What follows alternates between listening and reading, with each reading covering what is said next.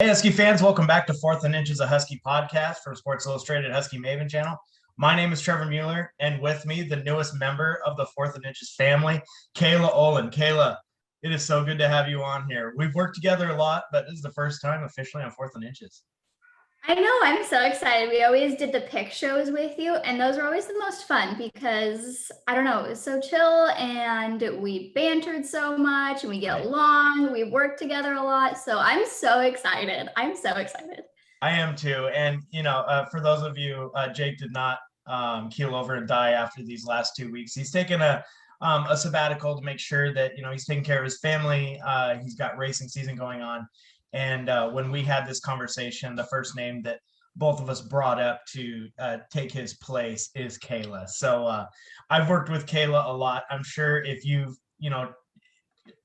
follow anything on Sports Illustrated, you've seen a ton of Kaila's work, and it's really good. And I got to tell you, Kaila, probably the biggest compliment you got was from a former national champion from the University of Washington when we announced Shane Pacuna said that you really know your football. And I don't know if anybody else could give you higher praise than that. I had one of those Apple Watches and I was wearing it when I was reading that, of course, as I was scrolling, and my watch kind of started going off and it was like, now'd be a good time to breathe because my heart rate was like so high and I wasn't breathing. And I was just like, oh my goodness. Like first I was blushing when you told me you guys really wanted me to come on here. And then when you announced it and I read that, I was like, I can die now. I can die now. Yeah, getting somebody who has a national championship ring giving you a ringing endorsement. That's basically getting an endorsement from a president. Yeah, I was like, Trevor, I'm good. Yeah. I don't need to ruin my image now by going on. So exactly. I think you're you're doing us a favor coming on after that compliment. So thank you for coming on. Unfortunately, we got to start with a week that is going to be frustrating for fans. It's 2 weeks in a row where we both like to keep it positive, but there's a lot of questions that have to be answered. There's looking in the mirror is something that's going to have to happen for this program. Some people are going to be upset with either way, whether it's fans or people around the program in the community talking about how you just got to lay off you're too negative, or you're too apathetic. Where do you land right now? I personally have never voiced a lot of negativity on any of my social media just because of our platform and, trying to be pretty neutral about it. And then I posted kind of like my first red flag, last week after Montana. Right. And then during the Michigan game last night, I kind of just let them fly because I don't think, and I mean, this is kind of jumping right into it with my instant reaction. I just didn't really see any changes that were made too much. And I think so that fans understandably get to be frustrated a little bit. And I don't think I don't think players or coaches are wanting to lose on purpose by any means, but it doesn't mean that people who are so invested in a team and have been for decades and decades and decades, it's not like just, oh, I know a kid who's playing, so I'm going to be invested for 4 years. That's it. Right. So I think that almost is kind of a stem of the issue with why fans are so upset. Yeah, and to go along with that, I thought one of the things that you said last night was perfect is you're not mad at the kids. There's no frustration towards kids in this situation. These kids are highly, they're all talented players. And whenever there's something that we see that we're going to talk about that's negative, it's always in the light of support of these players. It's the grown-ups in the room, right? It's some of the schemes that we've been seeing from the leadership down. Before really we get into the game, I do want to talk about the coaching staff a little bit. And one of the reasons why I feel very justified in some of my frustrations around this program is the high expectations that Jimmy Lake himself set. He talked about this being a special year. He talked about big bowl games, and coming out flat against Montana is one thing. Whether that's keeping the playbook down or, really anything around it's Montana, they bitch you, right? But then the game that everybody has circled for the non-conference to go lay an egg and yet again scores 0 points and a half. It's just unacceptable. I am not sure how much you and Jake kind of touched on this. So I'm just going to kind of quickly share my 2 sentences with it. But first off, and it's not one of those, I support this, I don't support this. Jimmy Lake came in already with the highest of high expectations because of who Jimmy Lake was and what he had built at Washington. Yeah. And known for producing nothing but NFL talent. And now all of a sudden he's stepping into the head coach role. Hey, we're going to get this all around, not just DBs anymore. We're going to be good. We're going to be scary. We're going to be tough. We're going to be mean. We're going to be aggressive. That's what he said at his conference. Right. And so he already had these expectations for somebody who's never been a head coach before, has almost like Nick Saban expectations from Washington fans. I mean, I had high expectations for him. I still do. Right. I still believe that he needs to live up to his name and what he said he wanted to do. With that being said, talking about the Montana loss, because I haven't really went out and voiced it again, kind of publicly, my opinion. Never been so upset with that team. Right. Never been so upset with that team. And it was kind of one of those things where after thinking about it, I was like, okay, it's one loss. It's not against the conference. Washington can run the table. They can do this. They can do that. They just were overlooking Montana because they had been prepping for Michigan. Yes. Because Michigan is the game that they cared more about, slept on Montana, didn't prepare properly, and they were just looking an extra week ahead of Michigan. Forget Montana, that extra week was spent. How are we going to play Michigan? Yeah. And so I was like, okay, a little nervous going to the big house now, not going to lie, but we're going to go ahead and see if Jimmy Lake can meet these expectations that were set for him, especially going into the season. And when that did not happen, that right there, all those things that try to be hopeful for, when there was so much negativity the week before that, kind of just went out the window almost. Right. Yeah. And really what it comes down to, and I think I still think Jimmy Lake's the right guy. I love what his messaging. I love a lot of what he's done. The defense, where his fingerprints are most right now, looks really good. The indictment that I have right now on that program is his decision at OC. We've seen, this is game 6, and how many halves have we seen with 0 points? Too many. Yeah, we're looking at Utah. We're looking at Utah. They had 0. They had 0 in the first half. Stanford they had 0 in the first half. Yep. And then 0 with Montana. Yeah. And that's absolutely unacceptable, with the hype that we've heard about around the offensive line, the talent at running back, when really it's evident that they're going to a more of a youth movement with the running backs. We haven't seen Kamari Pleasant. We haven't seen Sean McGrew in 2 games. We've seen a lot of Richard Newton, and we've seen some Cam Davis. But outside of that, it's this youth movement of really talented players. But, I mean, extended drives just aren't happening. That, and to kind of piggyback, you named so many players who aren't playing as well. And going back to what you're saying, not really mad at the kids. You can be mad at a position group. You can be mad if somebody drops a wide open pass. You can be upset about that. Mm-hmm. We're not going after these kids' throats saying they need to be fired or rip their name, image, likeness contract away from them by any means.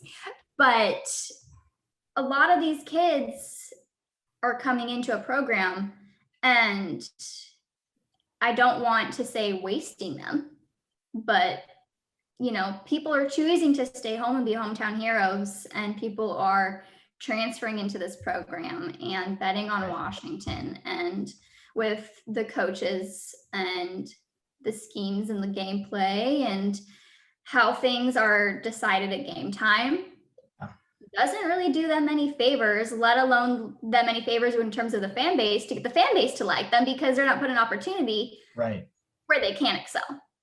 Well, yeah, and I thought it was really telling in the post-game press conference when Terrell Bynum was asked if they should be throwing the ball earlier, and he said, we believe in, obviously I'm a receiver, so yes, but we believe in whatever, Coach Donovan says. Yes, with a little bit of can't say no.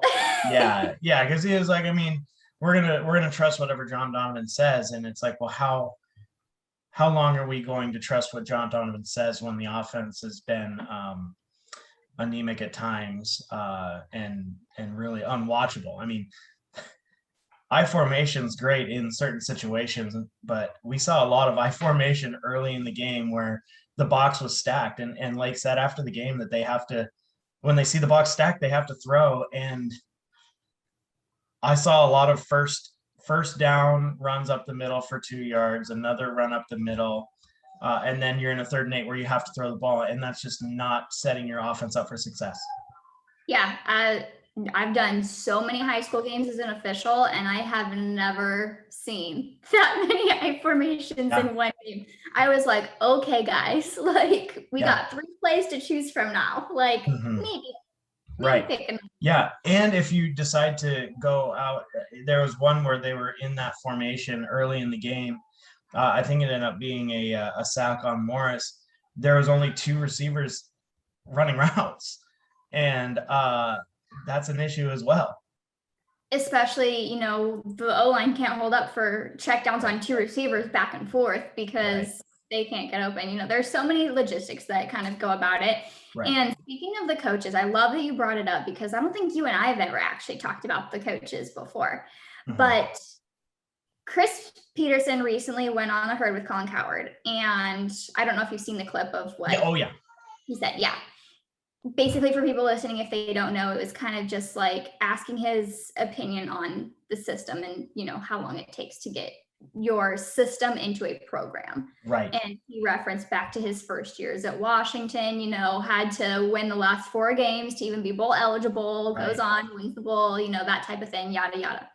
And then very, very soon after, they're in the playoffs.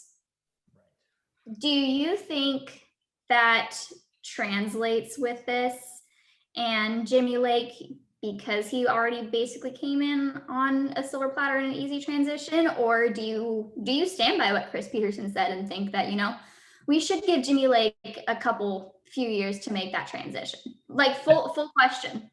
Right. Yeah. And I think the answer is,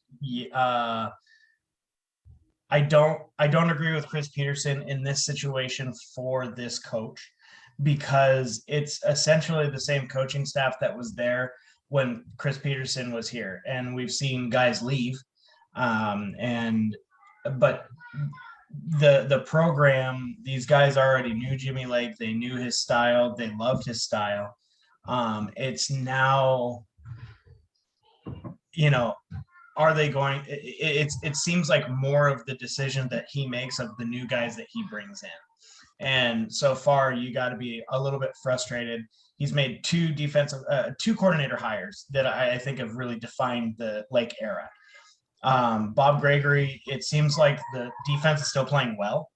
They absolutely wore down, and we'll get into that. But they're being demanded to be perfect because his offensive coordinator hire has not been able to maximize the talent there is on the offensive side of the ball. Yeah, I love that you brought that up, because keeping that in-house hire, you don't really have to change any scheming. You don't have to worry about it. You knew what was working and you kept it as that. And then you're bringing in somebody who didn't have offers from anywhere else to try and lead this group of 4 or 5-star, some 3-star kids into the end zone all the time, and it's just not happening. So clearly you can circle which one is proven to be the better choice of the 2. And you can also look at the transfer portal. You mentioned kids leaving. what side of the ball are they leaving from? Yeah. Which position groups are the ones that are leaving? Right. None of the running backs have left, and there's about 7 in that room right now. Yeah, that's a loaded room. Just like you were saying, and Sean McGrew, Kamari Pleasant made the choice to come back. Exactly. Kamari Pleasant's been around the program for as long as I've been alive. Right. Not actually, but no, he's been around and he's stuck it out. And right. So for kids to come in, they like the program, and then a hire is made, and then he's there for 4 games, and kids start leaving before those 4 games or after those 4 games. Right. You gotta kind of take a step back and address why. And there's probably so many things. It's not just, hey, Jimmy Lake, not a fan of this play calling, not a fan of this. Right. It's probably a little bit more than that, but yeah, no, you're absolutely right. And I still, I've already said it. I love Jimmy Lake. I want him to be successful here. I saw somebody, obviously you're going to see the fire everybody stuff afterwards, but there was even some people outside of the community that were talking about, who's on the hotter seat, Jimmy Lake or Clay Helton. And I don't think that's even a conversation that we're going to be having yet. I mean, if USC hasn't gotten rid of Clay Helton, I don't think Jimmy's going anywhere. Ever. I mean, come on, ever, if that's the case. So, but I think that there has to be some, as a first-time head coach, he's a unbelievably accomplished person. They're maybe bringing in somebody with more seasoning, or somebody like him who's a big-time up-and-coming coordinator. Go grab something like that instead of somebody. I know that he talks a lot about how he walks in a lot of NFL circles, so there's a lot of conversations, and that's what he sold us on John Donovan. But even with that, I think going out, either getting a big time OC, and we'll talk about that later, or somebody with a proven track record, like, begging Jeff Tedford to come now that he's retired and be at least a consultant, if not get him on as your OC. I mean, things like that have to be on the table. But before we get, we've already talked like kind of the big picture. Let's talk about this game a little bit. And obviously Washington went to the big house and fell 10-31. And one quarterback threw almost 300 yards, one quarterback threw almost 50 yards. And the one who threw 50 yards won the game. And, we've talked about kind of our overall feeling. I want to kind of turn to, what did you think was the most important play of the game that led to this really disappointing loss? It's hard because I think there's 2 very important plays that we kind of need to look at. And you can just talk about all the offenses and their 3 and outs and those bad decisions. But at that point, that's not the turning point in the game anymore, because there was the entire game. But some 2 big turning points. One turning point that kept Washington in the game for as long as they did was the 4th down goal line stop. Yes. That was huge. And it kept Washington in the game. Mentally, emotionally, they stayed invested, because it was, look at what we just did, just took away 7 points from Michigan in their own house. Yeah. And that's why Washington stayed in it for as long as they did. I think it started to go down a little bit with the 4th down fake punt. Yeah. Just because it was, they just got one out on us, and that next play. And that could have been huge. And then the kind of final one that was almost, that basically sealed the deal, was the unsportsmanlike taunting, which would have been a 4th down, a punt, because it was about 3rd and 12, I think, maybe a little bit longer. And then they go down and score a touchdown off of it, almost in 2 plays. And so at that point, while the defense, we're going to talk about the defense and how, like you said, they needed to be perfect. Those, unfortunately, were the kind of turning points, I think, mentally and emotionally in the game. Yeah, I agree with you. I think that kind of going back to the goal line stand, it was so cool to watch that because you saw a communication between Edifan Ulufushio and Kwao Pehopa, where he slapped him on the side of his hip, and as soon as the ball was snapped, Peopa went down, took out the offensive lineman, and that's where you saw Ulufushio and I don't remember which running back it was meet, and Ulufushio won that battle. And what a great play! But we all knew in the back of our heads, like, okay, what is the offense going to do to respond? Especially when they have to go 99 and a half yards. Exactly. When they were struggling getting first downs. Right. The other one that was really close in proximity to the fake punt, which was really tough, was Washington's 4th down and 1, where they called the QB sneak. They got it, but there was a timeout, and instead before the delay of game penalty. Yes, and instead of going and redoing it, and either being aggressive, like Jimmy Lake has always talked about since he's been the head coach, we're gonna have an attacking style offense. On that 4th and 1 in a big place where the strength of your team is your offensive line, you go up and you move them 3 feet. They decided to punt, and I thought that was a move that did not show confidence in the offensive line. I'm pretty sure you probably heard me screaming all the way from. I did. It was, I felt bad for your neighbors. I know, right? They're like all looking around. They're like, what is that? Did somebody die? Yeah, that was one thing that I voiced. I was kind of just like, yikes.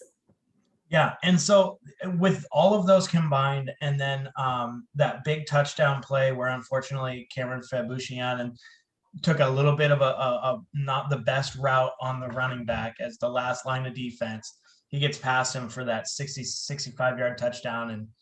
And really, when in the moment, as watching this offense for the last year and 2 games, that seemed like a score that was going to be hard for Washington to come back from. And that was the biggest play Washington has given up since, I believe, Jimmy Lake came into the program. Yeah, I'm trying to think of how I don't love doing this, but the play late in the game with Cal over the top to get them in field goal range. That one was only like 34 yards. Though. Oh, was it? Oh, geez, cool. Because I remember Washington hadn't given up a play of like more than 25 or 30 yards. And then they did, yeah. And then it was only like 34. So it's like, okay, so no more than 35 or more. And now we're like, okay, no more than 70. Right. Yeah. We're getting into those big numbers. So, okay, yeah, we've given up some explosive plays. Before we get to grades, well, no, actually, we will get to grades because we're going to talk about each position group. And I get to start with the offense. I told you I would take Arkansas State next week. Don't worry. Arkansas State, and we're going to talk about Arkansas State because I'm really excited about this game for one specific reason, and I'm going to hold that in my cards here. First up, of course, we're going to go quarterback. Dylan Morris. See, I would go a C- because there were some plays. He wasn't protected well, but also when he did have some protection, it seemed like he was feeling pressure, so maybe some ghost rushers. And there were a couple of plays, specifically over the middle when they were trying to come back, where he had a guy wide open across the middle and he threw it a few feet behind him where he couldn't even make a play on it. And then my other criticism would be that in a big spot, a 4th down situation, it seems like he locks onto Cade Otton. And on that final 4th down, there was 3 guys right around Otton. That ball had no chance of being caught. It's all completely fair with what you were saying. We saw glimpses of a Dylan Morris that Washington liked and saw why he won the starting job against Jake Haener, who's lighting it up for Fresno State right now. Right. And it was the last 2 passes to go into the half. That was some huge plays. We saw a really nice pass to Terrell Bynum. Right. Saw him be smart, and instead of just throwing the ball away or kind of going down in the pocket, we saw him actually step up and run an open field. Yes. And those were times where like, okay, this is great. And then, like you were saying, it was almost like no other receiver was around, which is weird because, like you said, Cade Otton still is go-to, but Terrell's on the field now, you know? Right. And then almost shocking that it looked like Giles Jackson was going to be his go-to guy from last game.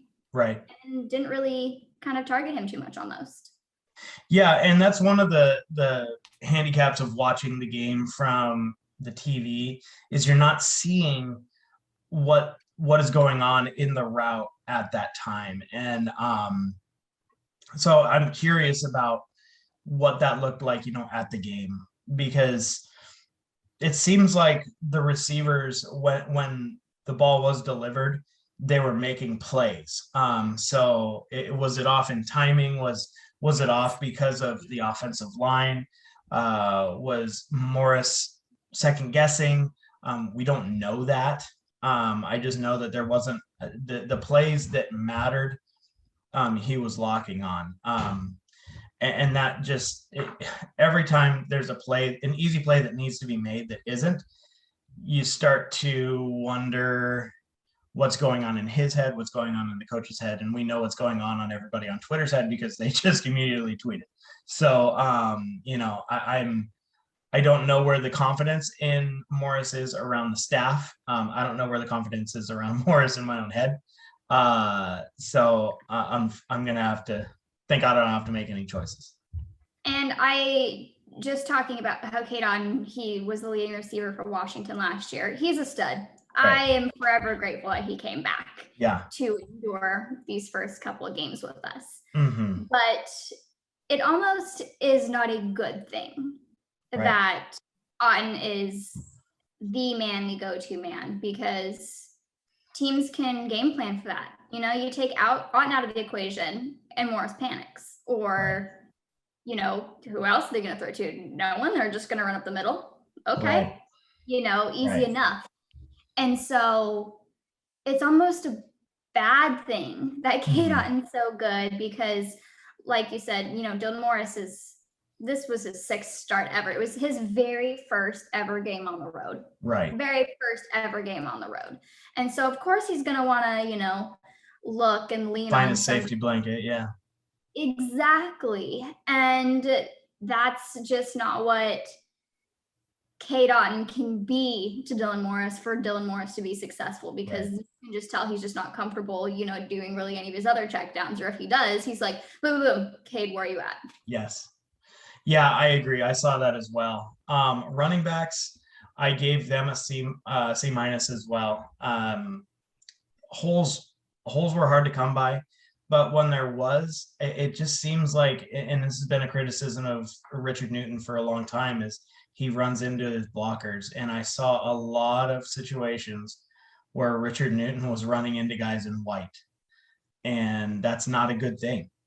What I did see, what I think that there's been a lot of people talking about this for a while, is Cam Davis is the best running back right now, the most talented running back in the stable. And I think we saw that again, yards were hard to come by on the ground because there was so many guys in the box. But I saw vision that I haven't seen since a Savon Ahmed or a Myles Gaskin from Cam Davis. I actually saw something somewhere, and it was if Washington had Myles Gaskin in this exact same group, that's the only thing that's different. Is the score different? Does Myles Gaskin rush for more than 100 yards, kind of like Myles Gaskin was? And some people were like, yes. Yes, because he sees those holes and he sees the field so well. Yeah, it seems like Cam Davis is a little more patient, like Savon. I've never seen anybody like Savon when it comes to patience, waiting for something, and then if nothing comes, getting as much as he can. I think that's why he's having success in the NFL. Yeah, it's hard. Also shocked we didn't really, I know you kind of touched on it, that we didn't see Sean McGrew or Kamari Pleasant to kind of, shake things. We saw Jack Westover taking handoffs in the backfield. Right. We didn't even see Sean McGrew all season. So it's that running back room is an interesting one right now. Right. And Jimmy was asked about it after the game, and he talked about practice and how reps are earned at practice. And I have a hard time with, well, he was your starter last year. We know all we've ever heard about Sean McGrew is that he's a really hard worker. We've seen the videos of him working out. He's come back. So why would he come back if he was just going to think that knowing what's behind him, what's coming, that he would take this year to relax and just, not contribute. I just don't see that as, I don't see that as the way it is. And I know, like, I've been around college programs, I've been around high school programs. If you have two guys that are similar in skill set, you're going to go with the younger guy because you get him for longer. And I understand that. So it's got to be one of those two. I can't believe that it's just because Sean McGrew and Kamari Pleasant aren't practicing well. Exactly, because those were the 1 and 2 on the 2 deeps last year for starters. Mm-hmm. And then second of all, Jimmy, like, the only thing that's a little confusing here is last week with that presser, of course, Sean McGrew was asked about, and it was just, we just wanted Rich to get back. To get in a rhythm, the rhythm, the swing of things again, mm-hmm. Didn't reference practice then, and then reference practice now. Yeah. And I mean, he's going to be doing as good of a job as he can, because you got to do some coach speak as well. Because you can't just say like, oh, well, Cam Davis and Richard Newton are better, because at some point, one of those guys could go down, and you're going to need Sean McGrew, and you need to keep him invested and engaged. Commenting on his practice habits, though, I don't know if that's the way to do it. The only thing I can think about is if there's some underlying injury we're not sure about. Sure. Because Sean McGrew was kind of battling, it seemed like a couple of very, very minor injuries the last mm-hmm. couple years. Right. So that's really the only thing I can think about. Yeah. And that's a really good point. And speaking of injuries, moving over to the receivers, we saw Jalen McMillan in the game, but the only time I remember seeing him at all was on more of a decoy on maybe in the end around. No balls went his way. He didn't have any receptions. He didn't touch the ball. But I'd say the position group overall got a B. I think you have something there in Taj Davis. He got open in some big spots and was able to move the chains. He seems to get separation better than some of the receivers that came before him. I looked like a genius in our fantasy pool, taking Terrell Bynum now that he's healthy, 115 yards and a touchdown. He looks like the real deal. He looks like the guy that can get open. He's just too quick. I mean, finding ways to get him the ball early, I think has to be a consideration. And then Giles Jackson, I wouldn't consider the one that he didn't catch a drop. But I thought he had a really impressive game as well out of the slot. I think that the receivers were probably they were the best group on the field on the offensive side of the ball. Completely agree with you. And when we were kind of looking at position groups, I didn't think of bad passes to the ground or well over their heads as a receiver fault. Right. I think of ones that are kind of thrown in their general catchable area. Right. And I'm going to knock on wood here a little bit, but didn't really see many dropsies from those receivers, which was fantastic. You saw a very rare one from Cade Otton, but yes. I mean, that's another story. And mm-hmm. I wish that Terrell Bynum would have been in the game a little bit earlier. Right. I wish they would have targeted him a little bit earlier. I think that could have pulled a lot more defenders away from Richard Newton in the run, or Kadon, kind of like we talked about. Right. But as a whole, I really wish they would have just passed more. Yeah, and I wish they'd pass in. The problem with the passing game is, and this is one of those things that you can't blame Morris. There's a lot of times where it's 3rd and long, and it's the first time he gets a chance to drop back and throw, and it's the predictable. Yeah, exactly. And they're able to pin their ears back and rush the passer because you're not. I mean, I've seen John Donovan run it on a 3rd and long situations before, but like conventional wisdom is that this is going to be a pass rushing situation, and I'm spacing on the guy's name. He had a massive game, tackles for loss. Aiden Hutchison. I mean, that guy was so disruptive. It gave me flashbacks to like Evan Weaver. I was so like, get this, like block this guy, and they just. So I am as frustrated as you. Yeah. I mean, there's another position group I really don't want to talk about. Here we go. Yeah, we'll see where you went. I went all the way down to a D-. I wonder, we talked about this, like, hey, like, is this something where if I disagree, I can give my own grades? Like, absolutely. I go D-, because we did see some stuff late that where Morris had a pocket that he was able to throw out of. But yeah, overall, man, we're just not seeing the offensive line we were promised. I was listening. I was on the way back from a lake as they were doing the pregame show, and Mel Kiper was on talking about Jackson Kirkin being the number 8 player on his big board. And I saw multiple times where he got beat by a pass rusher doing a spin move. 1,000%. And giving up 4 sacks, 7 tackle for losses, 5 quarterback hurries. I don't think that is acceptable from the offensive line that we saw last season, the one that was hyped up so much going into the season. If we're going to hold Jimmy Lake to these standards and say, you put in this person in the NFL, this person, and right, you looked this good, and you should consistently be like that, I think the offensive line needs to be held to those same standards for that reason, because, why are we taking 1 step forward and then 3 steps back? Right. From what was supposed to be the best offensive line in the conference, let alone one of the top ones in the nation, with all of these returners that are coming back. I mean, again, thank you for coming back. I appreciate your service right. dealing with the first 2 games, but you're not making it any easier on yourself.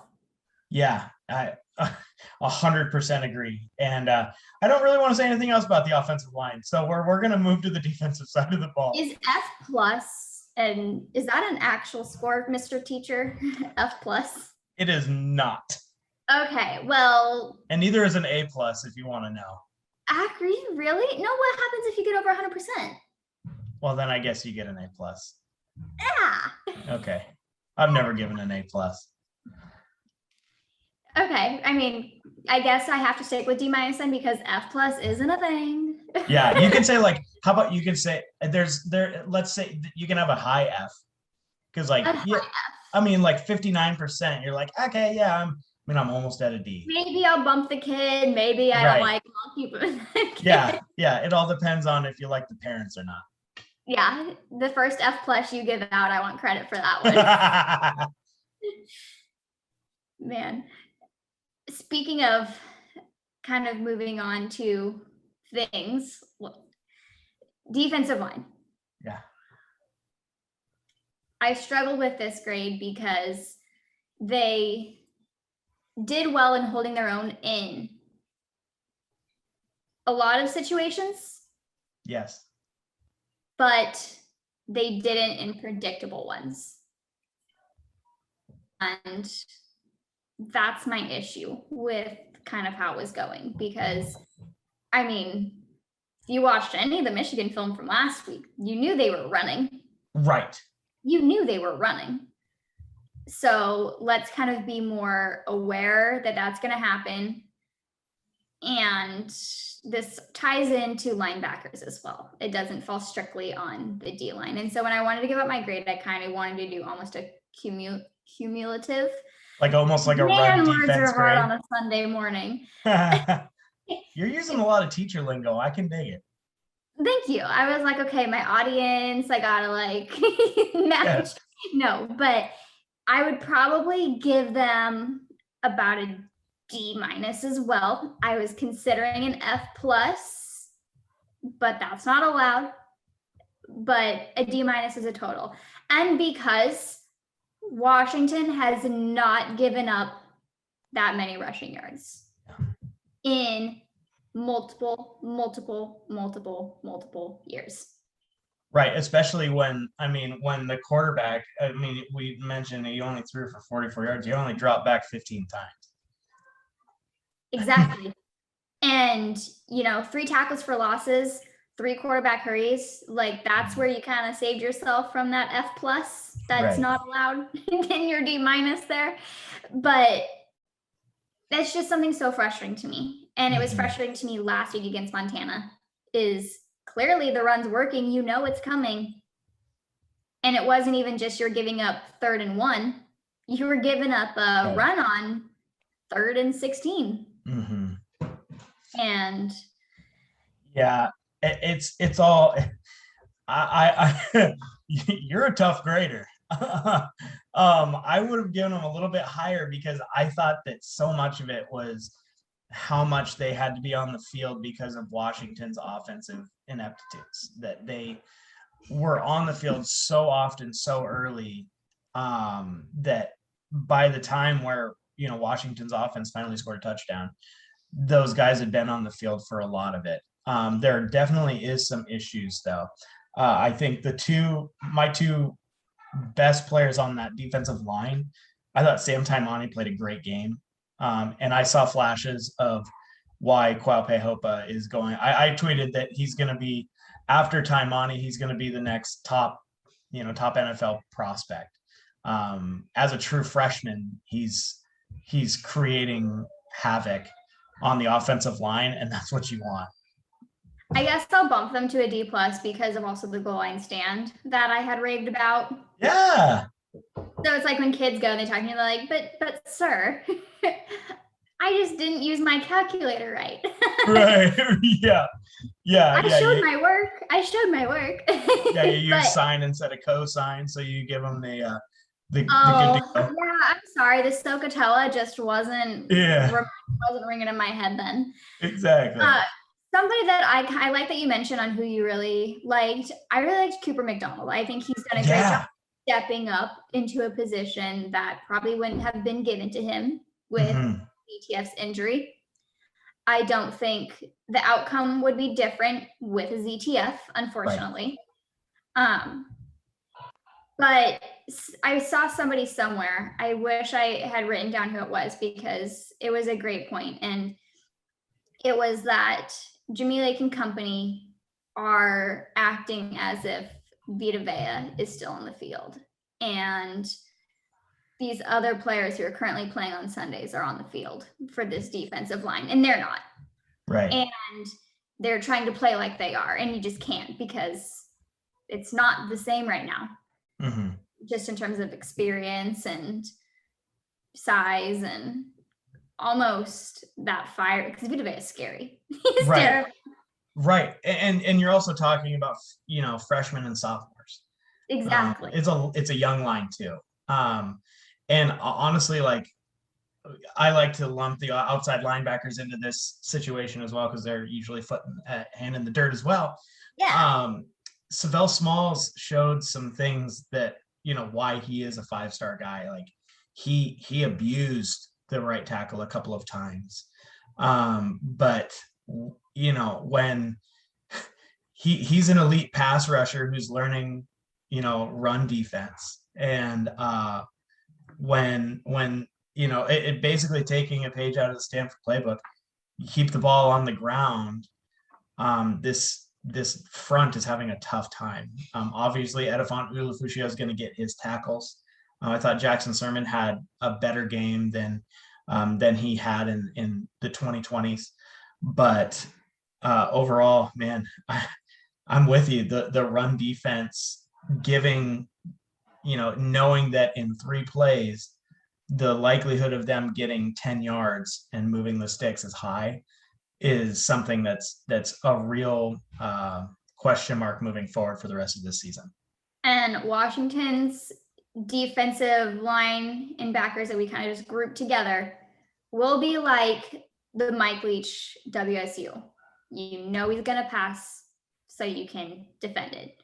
Right. People know Washington struggles with the run, so they're going to run it. Yeah, and honestly, like, I think that if you look at what you have on the back end, you have some question marks around the safety position, but I'm willing, that there was a 3rd and long where actually the quarterback made a really good back shoulder throw around Kyler Gordon, and Kyler Gordon played it really well. It was just a perfectly executed play for a first down. I can live with that. Because when somebody puts the brakes on you and you're not, it's not like he got beat. He didn't get beat. He was not at all. 10 yards down the field. And it was like, what was crazy about that play is it looked like it was going to be a post, and Gordon was running the route and he just stopped in a spot in the soft spot of the defense. And if you're going to go at Kyler Gordon, Trent McDuffie, Buki, I'm going to take that. I'm going to take that matchup more than I'm not. So, it's almost, put these guys more out on an island and force these teams to throw the ball, because I don't think Michigan was going to be able to beat you on the arm of their quarterback. Absolutely not. And my grade for the DBs is probably a B+. It's not an A because there was no takeaways. And I think I take that into consideration with all the defense as well. Especially the defensive line and the linebackers. They didn't really have any opportunity to takeaways like you were mentioning. Michigan was also out their top receiver. Would that have changed how much they passed? Probably not. And only passing for 44 yards. Those DBs did great. Yeah, how do you not give them a decent score if they hold the quarterback to under 50 yards? Yeah. A-. You don't get that A for no takeaways. No, yeah, and you know what? I actually like your B because the assignment by Cam Fab on that the route he took, I think bumps you down. The route that will not be mentioned. No, I'm kidding. Exactly. So I love the B+. I think that's a good spot. It was interesting. I do love how much they're moving guys around in the back. You saw all of the defense. I mean, left side, right side, nickel. You saw the same 3 guys for most of the game, but we saw Dominic Hampton. Unfortunately, we talked about that taunting a little bit, and while I don't love it, I understand, like, when a guy tries to jump Trent McDuffie, you have to tell him that's a stupid idea. Don't do that again. Yeah. Unfortunately, like, calling him a bad sport, like I saw, like, that's not going to happen. That's not what it was.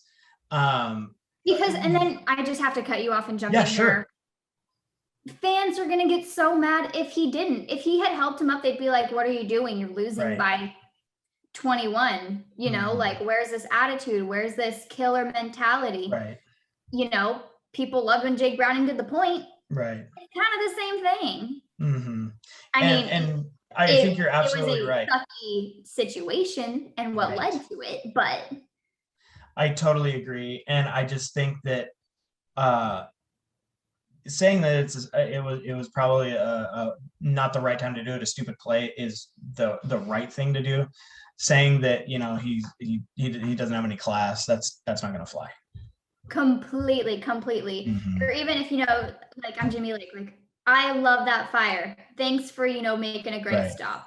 Thanks for kind of celebrate with your teammates in their place. Yeah. Maybe not do it on 3rd down. Right. I'll put get you back in and you can go say it. You can run to the sideline if you want after the game. Right. Like, I'll give you that opportunity. Yeah, there's got to be a better way. But we saw Alex Cook. He put a hit on the quarterback that his descendants felt. He was like, I'm not passing anymore. He's like, no. Sorry, Jim.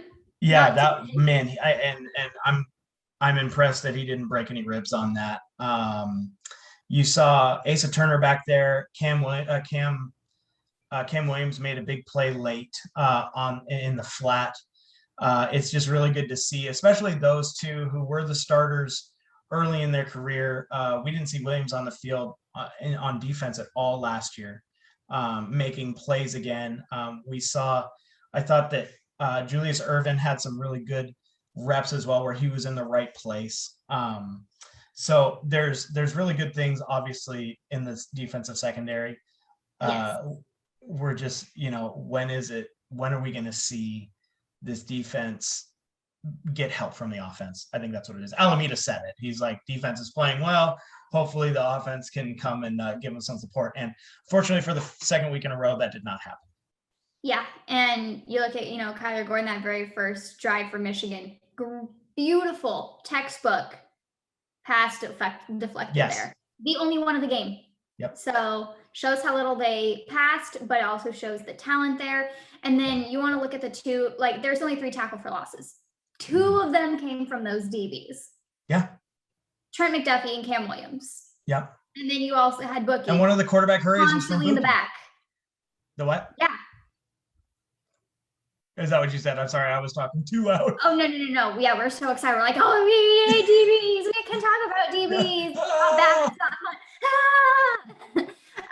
No, I was saying, and then of course, Bookie getting in the backfield and kind of hurrying the quarterback. And it's just these DBs are everywhere, and these DBs are, and the defense as a whole, they're not getting the break that's needed. And I think that's why the score was so low for so long, because 31-10, I don't think accurately represents how hard the defense was playing. I think the defense got tired. And you're going to get tired with being on the field 3 quarters of a 4-quarter game. Yes, absolutely agree. Peyton Henry had an opportunity. He put his one and only opportunity through for 1-for-1 field goal. Reese Porter, that first punt, man, that was crushed. Yikes. Yeah, he had one shank, but other than that, Reese Porter, man, he has gone from a rugby style punter to somebody who's going to be possibly, sniffing a roster spot in the NFL if he chooses that. Yeah, that was a gorgeous bounce, and it saved Washington for sure from probably 3 or 7 more points. That shank went hurt a little bit because of how far back Washington's offense was back in their own side of the field. But aside from that, can't really be too mad at any special teams. Tim Horn was putting it back into the end zone. It's something I know we had talked a little bit about. Like, his freshman season, they were all touchbacks. And then last year we saw him dropping it about 5 yards short of the goal line. And now it's back to all the way of touchbacks. So special teams, A. Right. I'm with you on that as well. We've talked about coaching. I don't know. Is there anything else you want to add about coaching? Because I think we're going to have to talk about it quite a bit in our questions. Yeah. I mean, I think you're filling out an application right now. If we hire Trevor Mueller, we're in big trouble. I'm going to pull out my old Madden, okay, my all pro offense. What was I running? Right. Exactly. So first question comes from Natty in the Womb 92. Where the F is McGrew? So where the F is McGrew? We've talked about it a little bit. What do you got? Anything else? I think probably after talking about it, discussing, I think I would probably guess there might be a slight injury somewhere. Yeah. That they don't want to rush him back too quickly. It'd kind of be like throwing ZTF out there right now, not healthy. You can walk the sidelines, but it's not worth throwing you out there right now. Yeah, because if he's healthy, you got to think that Well, there's one of two ways you can look at it. You have one more game before conference, and the crazy thing is not all of the goals, but the goal of winning the North and representing the Pac-12 is still absolutely attainable. How likely is that? I guess as we go week by week, we're going to figure that out more. If there's a chance, and if he can be somebody that's going to be positive in that offense, you have to play him. If the trajectory keeps going this way, you have to go to a youth movement, and that sucks for him. But for the betterment of the program, you're going to play the guys, let them make mistakes out loud on film in front of fans. And then the only thing that makes me kind of almost question whether it is an injury or not is because we also didn't see Kamari Pleasant. Right. Because if you see him, that almost tells us there's an injury there. Right. Yeah, that's a really good point. So, who knows if Jimmy Lake somewhere is like, need to get a couple of these guys in here, make them think that those are our running backs so that we can throw a couple more. Yeah, and we'll see. I mean, that is a really good point as well. At PC, where it says, knowing what we know now, what is a reasonable expectation for the rest of the year?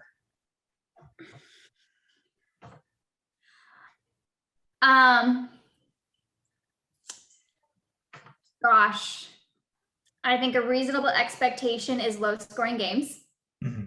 I don't think you're going to be seeing 2016, 17, 18 points on the board from Washington. I don't think you're going to see a 70-21 win over Oregon. Right. I fully believe that Washington will still try and run the ball the way that they have been. I don't think, and Jimmy Lake has made it very clear, we will not be an air raid offense, even if that's what seems to be the only thing working on offense. Mm-hmm. I see a lot of frustration, and I think that's the expectations that are getting lower and lower. They didn't get cut in half because it was Michigan, and we knew winning in the big house would not be easy. Mm-hmm. But I think it also put a little bit of more humbleness on our expectations for the season. I don't know about you. Yeah, I mean, obviously the expectations have changed. In our preview of Washington, I said that Washington would go 10-2 and win the North.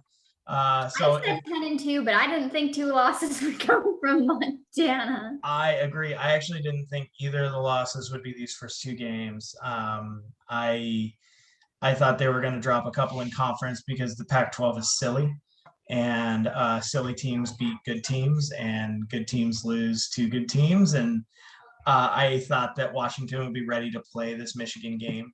My belief is that Jimmy Lake can get the best out of these players, because I think that he is extremely charismatic. It looks from, and obviously all of this is from the outside, but when he talks, I believe him. And I think that he absolutely cares about his players. And therefore, I thought that this was going to be one that they're going to win for coach. Because I mean, these kids know that after that Montana game, there's going to be some tough times. I mean, do I have to say I think they're going to be bowl eligible? Like, yes, I think they're going to be bowl eligible.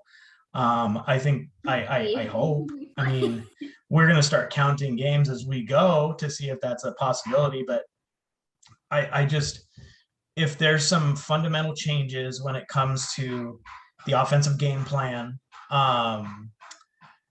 protections, and whether that's a change at the OC or not, there is something broken. It needs to be fixed. So I think that the homer in me is like, yeah, we still win the North, but coming in second or third, I think, and having 7 to 8 wins is still attainable. I was going to ask you kind of what you were thinking the new record would be, or if you still think it's 10-2. And no. And I mean, I feel like I like to be as realistic as possible.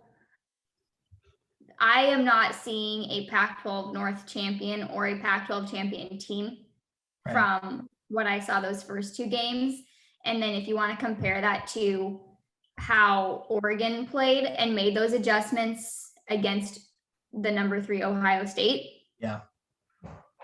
I don't see it happening if we're going to be, and I think people can be optimistic that, you know, it is a possibility that Washington can run the tables, can win the North, can still drop another game or two in the South.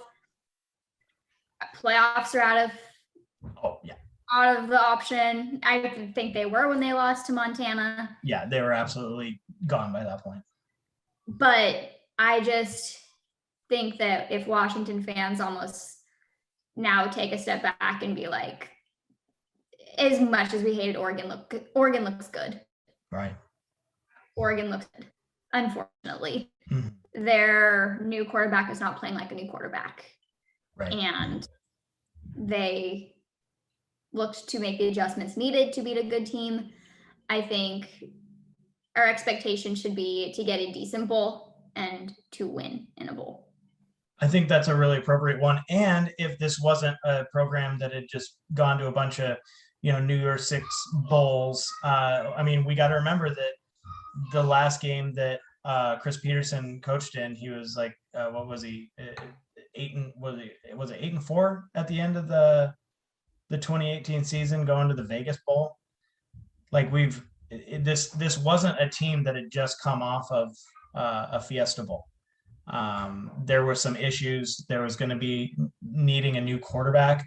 So I think they only had 2 losses. What's that? I think they only had 2 losses. They lost to Cal, Oregon. Yes. Stanford. No. They did not lose to Stanford. No, because they won the Pac-12 championship that year. And then they went to the Vegas Bowl.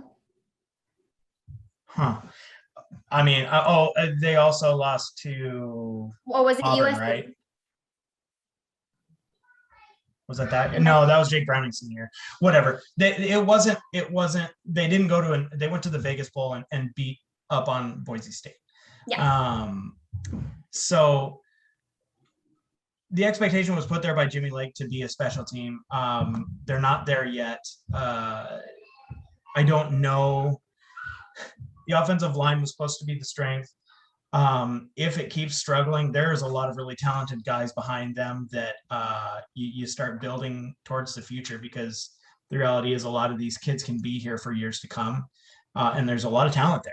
So I think you're right.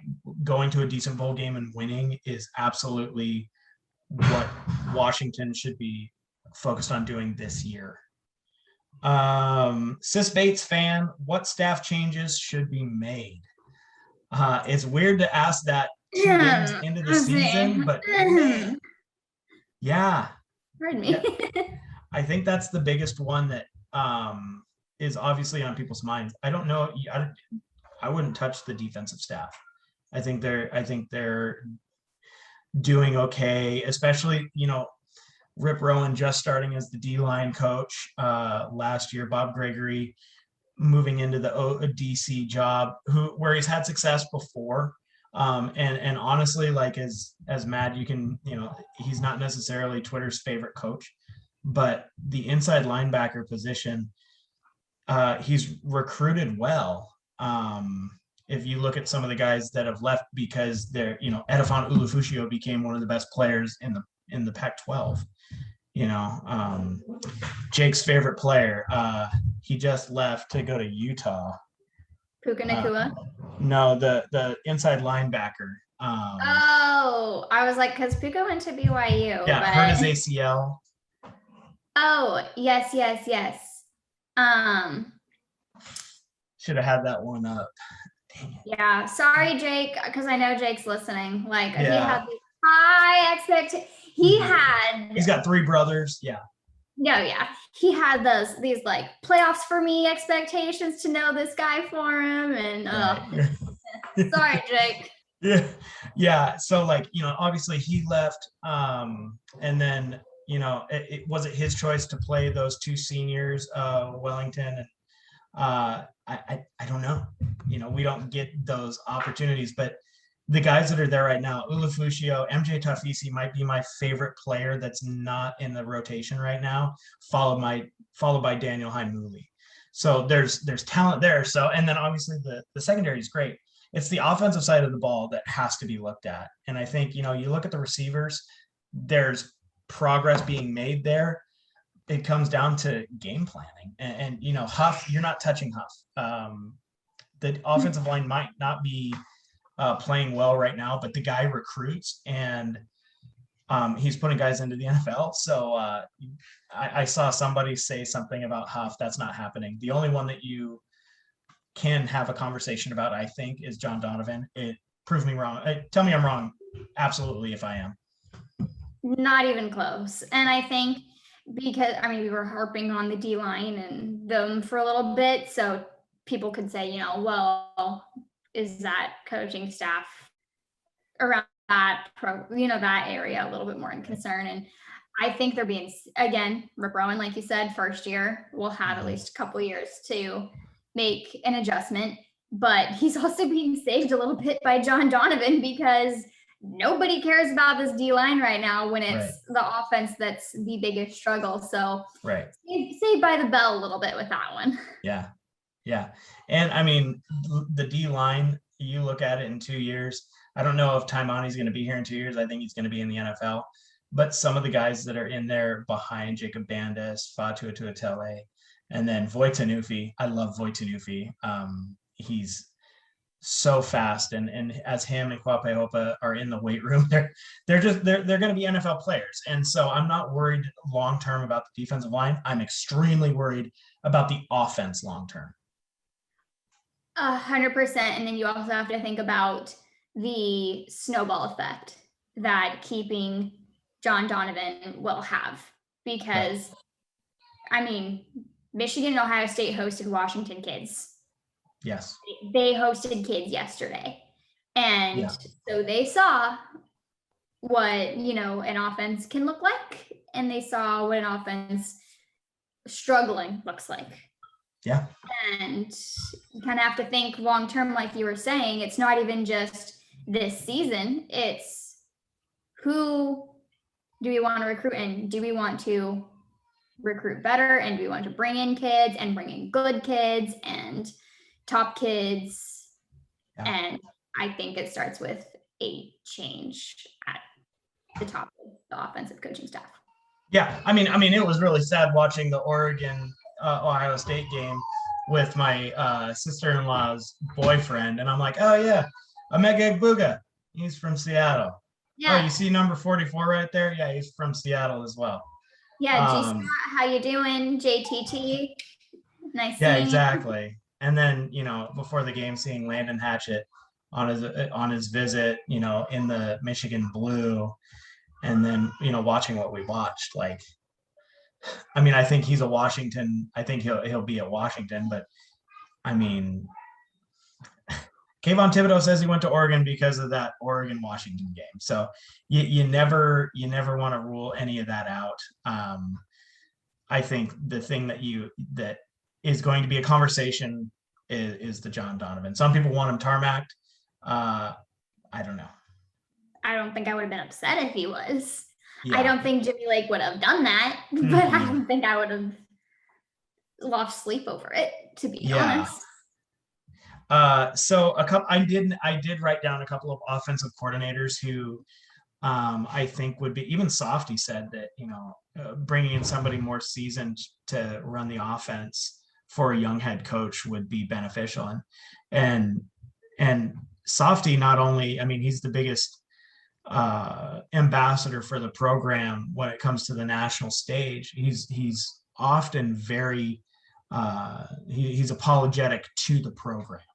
And he has a relationship with Jimmy Lake, which I don't. I know some of the kids on the team, but he knows all these coaches. He interviews them. They have relationships. And he even said that the offensive side of the ball needs some more seasoning. And so I wrote down a couple of names, and one of them is going to be really, what's that? It was a question, right, on who we were thinking the next OC and line coach was? Yes. Oh, I'm sorry. I missed it. It's Andy Seawater to Wine. Who will be the next OC and line coach? We talked about line. That's not going to happen. So I have the first one that I'm going to mention is a guy that it makes the Arkansas State game really interesting. This is your little this was my card. I'm playing it now. Yeah. You got to go all in.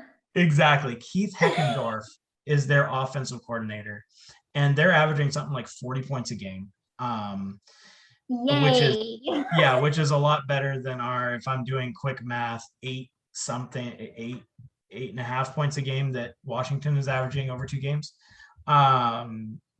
So watching this Arkansas State offense, not necessarily if they're going to put up points on this Washington team, but looking at how they run their offense is going to be really interesting, because he's a guy that, come next year, if this is trending the way it's trending, they're going to be in the market for an OC.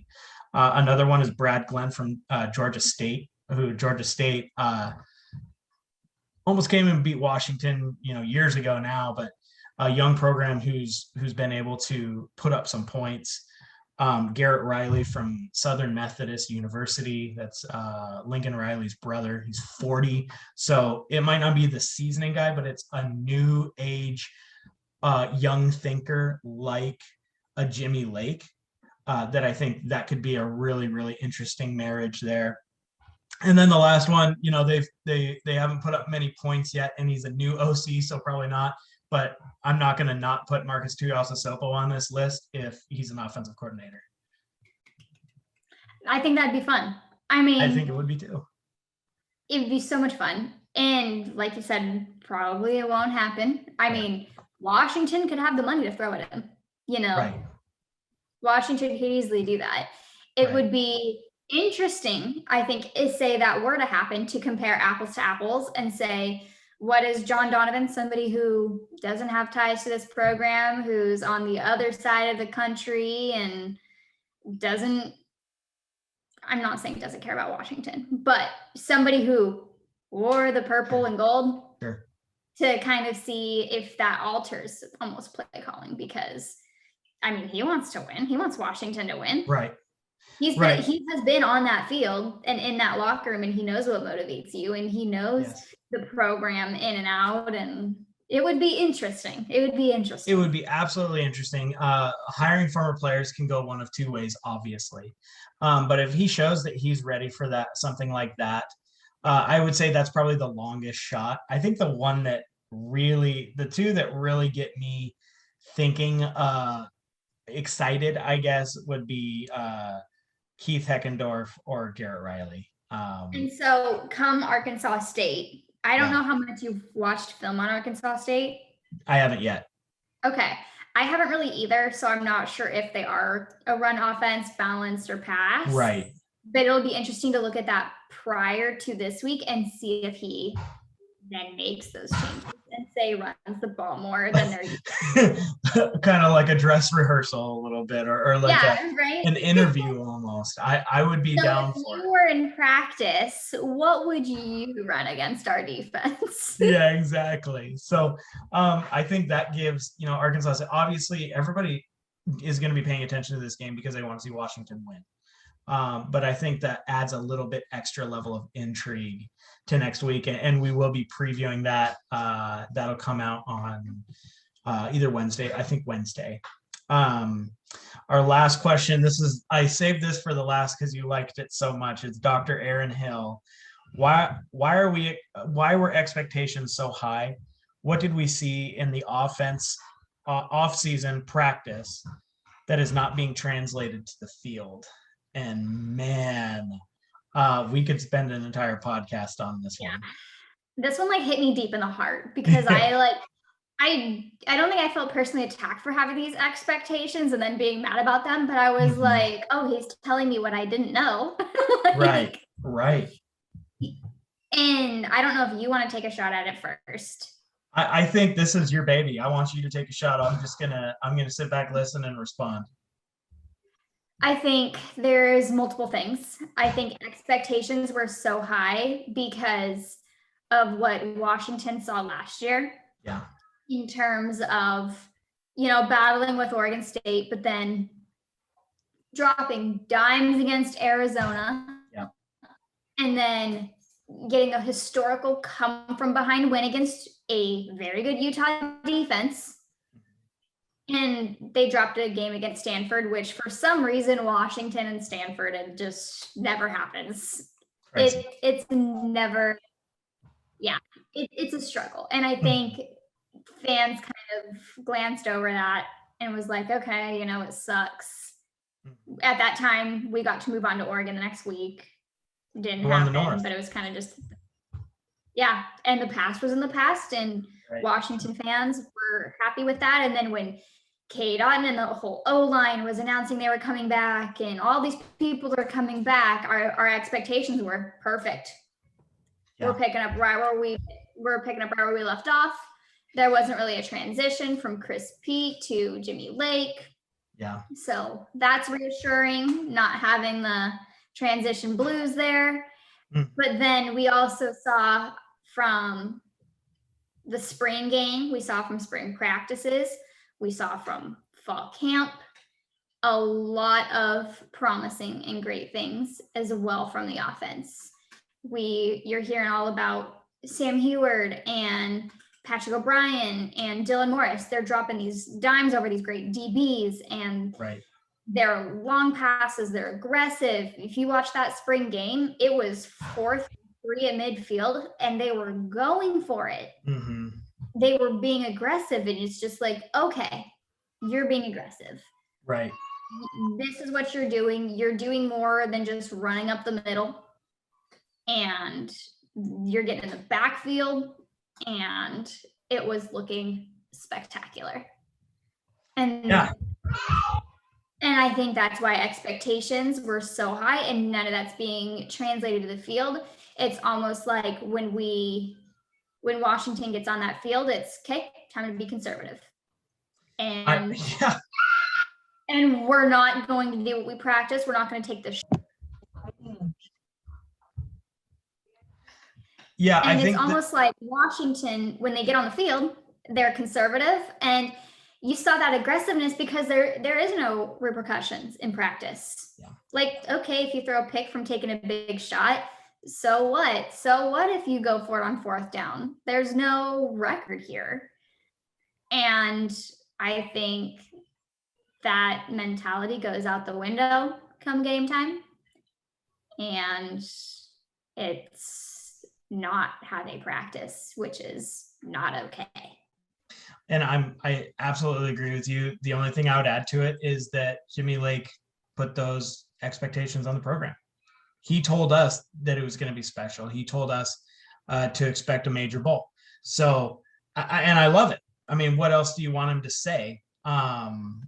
There's definitely other ways he would have done it. I never heard Chris Peterson say that. And I'm not saying that's an indictment on Jimmy Lake, because I want more buzz around the program. Just unfortunately, when you say it's going to be a special year, we're going to go to a big bowl game, you then have to do it.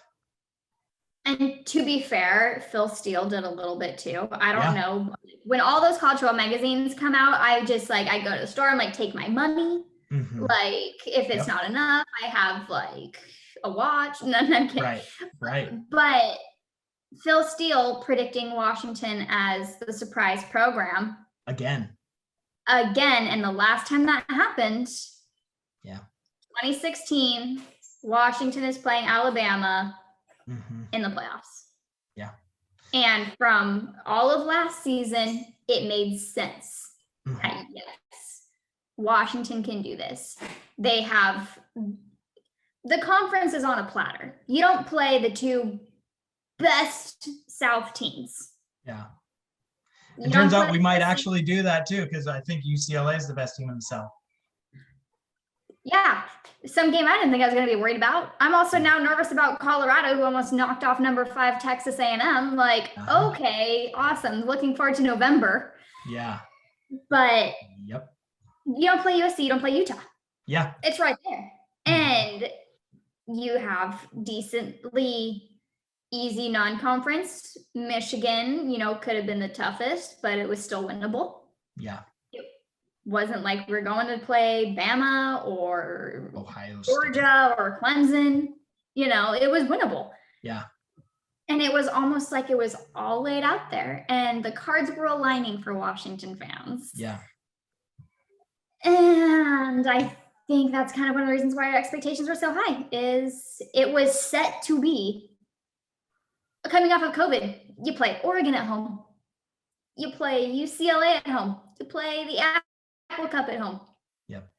You have it, it's laid out nicely. And because it was laid out so nicely, I'm sitting here like counting down the days for UW football, and then I'm sad. Yeah. And obviously the coaching staff, they're going to go try to get this right. But right now, the state of the program is not where we want it. And we thank you guys for your questions because they're good questions. And they're questions every fan should be asking, every member of the community.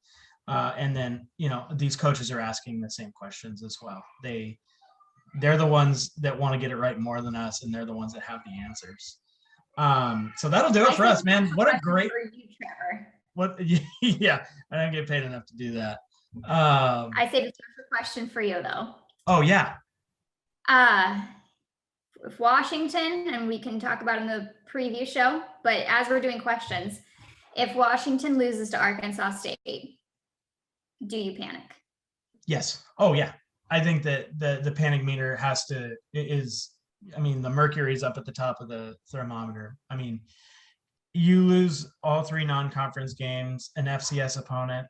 Arkansas State's not a rollover team per se, but you're Washington. You have a great roster full of NFL players. You can't lose all 3 non-conference.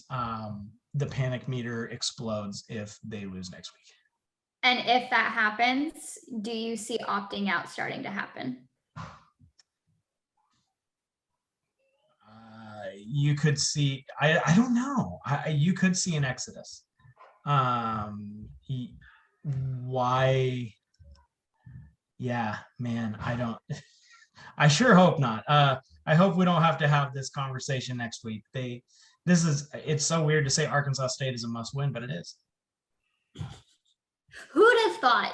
At no point in my life did I know that Arkansas State is the Red Wolves, and I did not know I was going to have to spend so much time on this preview to figure out what Washington can do to figure out how to win.